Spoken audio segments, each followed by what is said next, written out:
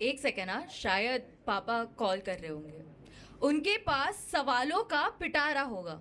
कहाँ हो, किसके साथ हो, कोई लड़का तो नहीं ना तुम्हारे साथ? कुछ नहीं, बस 9 बजे घर आ जाना। 1 अप्रैल, अप्रैल फूल्स डे। पापा अक्सर प्रैंक किया करते थे। एक्टिंग माशाल्लाह इतनी बेहतरीन करते थे कि ये सच है या झूठ हम पहचान ही नहीं पाते थे।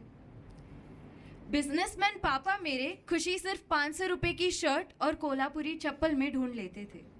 हमारी ख्वाहिशें H&M और ज़ारा की हो तो कभी इनकार ही नहीं कर पाते थे।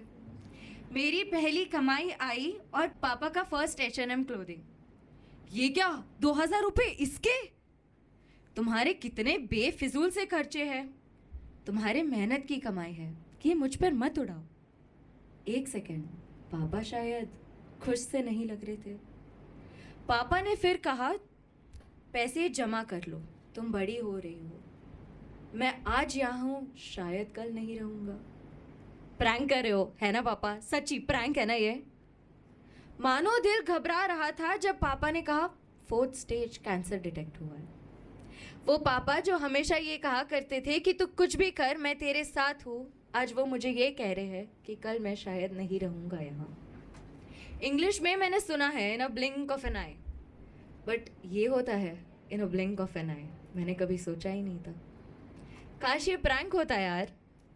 स्ट्रॉन्ग से थे पापा, बाहर से स्ट्रॉन्ग, अंदर से 100 चीज़ें महसूस कर लेते थे। मेरे फटे हुए सपने सिलने के लिए खुद के ख्वाब यूँ पीछे छोड़ देते थे। यहाँ मेरे से एकेडमिक्स मैनेज नहीं हो पाता, मानो पापा 4-5 लोगों के हिस्सों के काम कर लेते थे। सुबह 9 बजे उठकर मैं, पापा और मम्मी चाय पिया करते थे।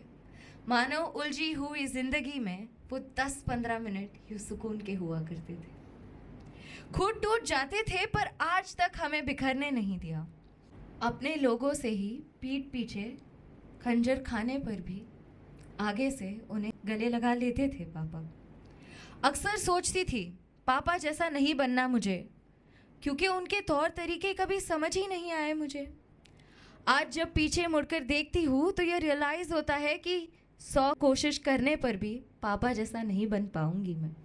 100 कोशिश करने पर भी पापा जैसा नहीं बन पाऊँगी मैं।